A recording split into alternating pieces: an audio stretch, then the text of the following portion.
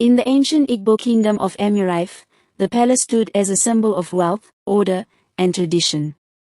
King Lucas, a strong and noble ruler, had governed the kingdom for over 2 decades.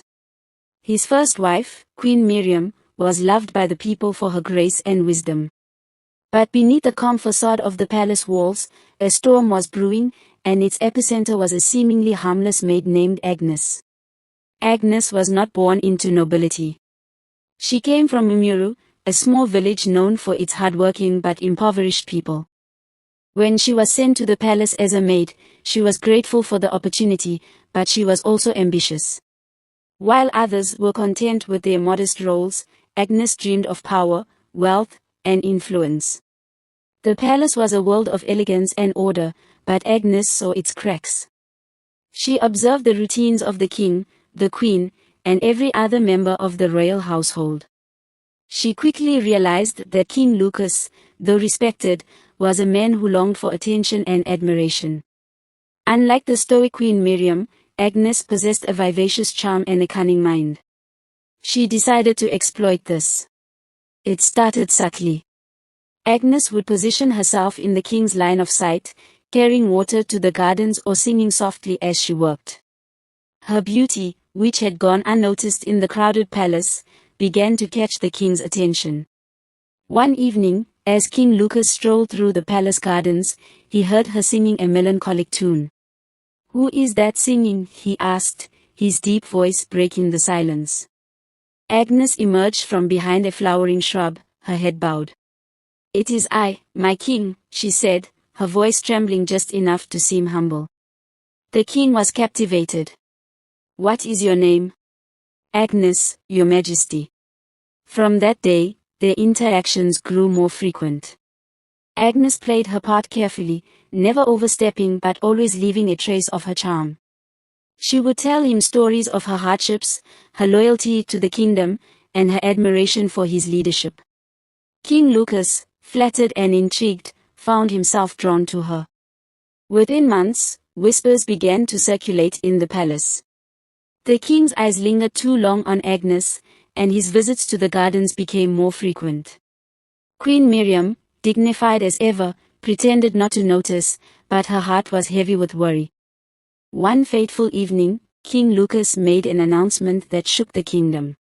He had decided to take Agnes as his second wife. The elders were stunned. It was rare for a king of Emiraif to take a second wife, especially from a common background.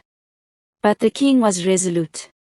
"I see something extraordinary in her," he told the council. "She is young, vibrant, and full of life. She will bring new energy to this palace." The wedding was lavish, but the mood was tense. Queen Miriam was absent during the ceremony. The people whispered about the boldness of a maid rising to such heights. Agnes wasted no time asserting her newfound power. She began to meddle in palace affairs, dismissing servants who had once been her peers and replacing them with loyalists from her village. She spoke boldly in council meetings, interrupting elders and even challenging the queen. "She is overstepping," Queen Miriam confided in her trusted handmaid. "But I cannot act rashly. The king must see her true nature himself." Agnes's behavior grew more outrageous. She manipulated the king into giving her lavish gifts and granting her family lands in the kingdom. She spread rumors about Queen Miriam, accusing her of plotting against the king. The once peaceful palace became a battleground, with factions forming between supporters of the queen and those loyal to Agnes. Agnes's most vicious move came when she began to isolate the king from his trusted advisors. She whispered lies into his ears, convincing him that the queen and the elders were conspiring to overthrow him. The king, blinded by his infatuation, began to distance himself from everyone but Agnes. One day, Agnes overreached. She ordered the royal guards to arrest a respected elder who had publicly criticized her. This act sent shockwaves through the kingdom. The people, who had tolerated her antics, began to speak out against her. Even King Lucas could no longer ignore the growing unrest. Queen Miriam seized the moment. She gathered the elders and presented evidence of Agnes's manipulations, testimonies from servants, forged documents, and accounts of her secret meetings with outsiders. Reluctantly, King Lucas confronted Agnes. At first, Agnes denied everything, but when cornered, her true nature emerged. She lashed out at the king and queen, accusing them of jealousy and ingratitude. "I made this palace alive again," she shouted. "You needed me." Her outburst was her undoing. The king, humiliated and heartbroken, banished Agnes from the palace. She was stripped of her titles and sent back to her village, where she lived in disgrace. The palace slowly returned to its former peace, but the scars of Agnes's reign lingered. King Lucas and Queen Miriam worked together to rebuild trust among the people and the council. The story of Agnes became a cautionary tale in Amyrife, a reminder of the dangers of ambition without integrity. Agnes's banishment from the palace should have been the end of her story, but in the quiet village of Umuru, her anger brewed like a raging storm.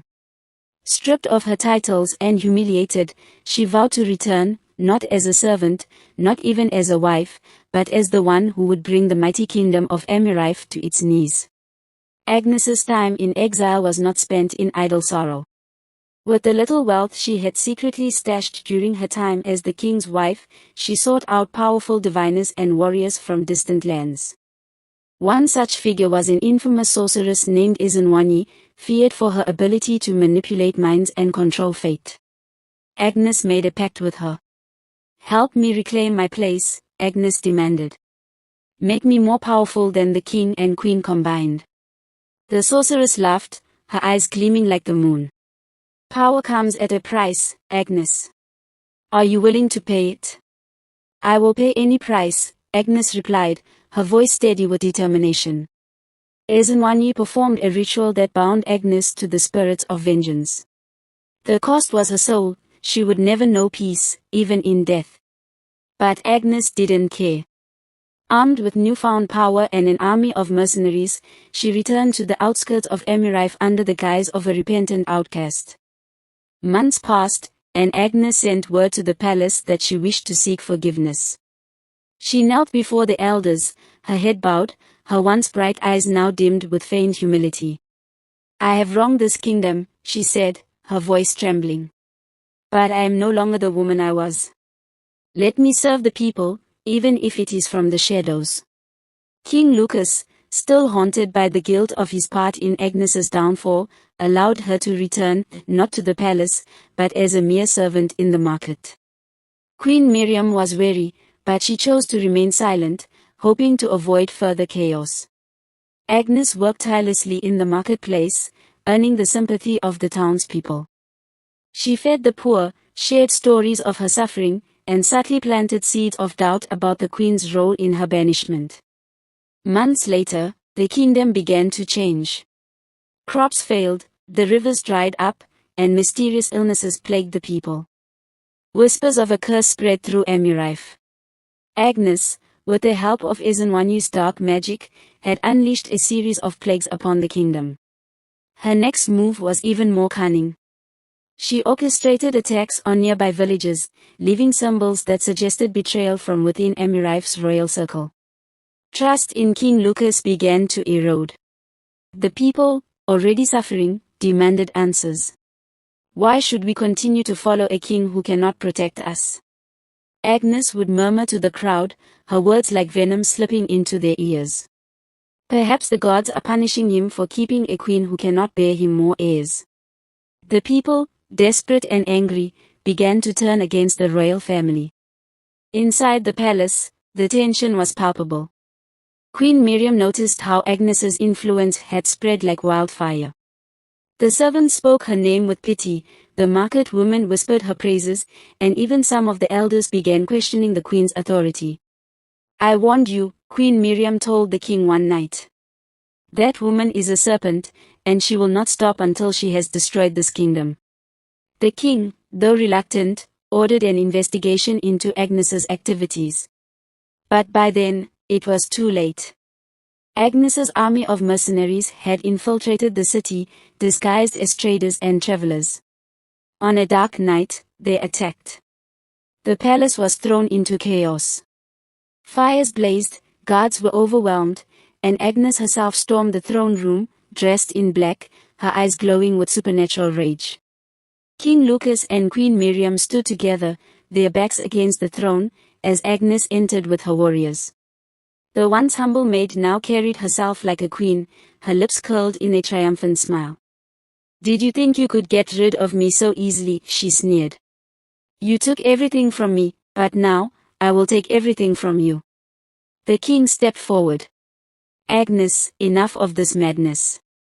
You have brought nothing but destruction to this kingdom. Leave now, and perhaps the gods will spare you." "The gods?" Agnes laughed bitterly. "The gods chose me. They gave me the power to take what is rightfully mine." With a wave of her hand, Agnes unleashed her magic. A dark wind swept through the throne room, forcing the king and queen to their knees. Just as Agnes was about to strike the final blow, Queen Miriam spoke. "You may have power, Agnes," she said, her voice steady despite the chaos. "But you will never have what I have, love, loyalty, and the respect of this kingdom." Agnes hesitated. For a moment, her expression softened, as if the words had struck a hidden chord. But the moment passed, and her rage returned. "You're wrong," she hissed. "Respect is meaningless without fear." Before Agnes could finish her spell, a blinding light filled the room. The elders, led by the chief priest, had invoked the protection of the gods. The spirits Agnes had bound herself to turned against her, dragging her into the darkness she had unleashed. "No," she screamed, her voice echoing as she disappeared into the void. The palace fell silent. The people of Amyrife awoke to find the plagues lifted and peace restored. The king and queen emerged from the throne room, weary but victorious. Agnes's name was never spoken again in the kingdom, but her story became a cautionary tale passed down through generations. It was said that on stormy nights, her voice could still be heard, crying out for the power that had consumed her. As for King Lucas and Queen Miriam, they rebuilt their kingdom with renewed strength, ensuring that no one would ever rise from the shadows to threaten Amyrife again.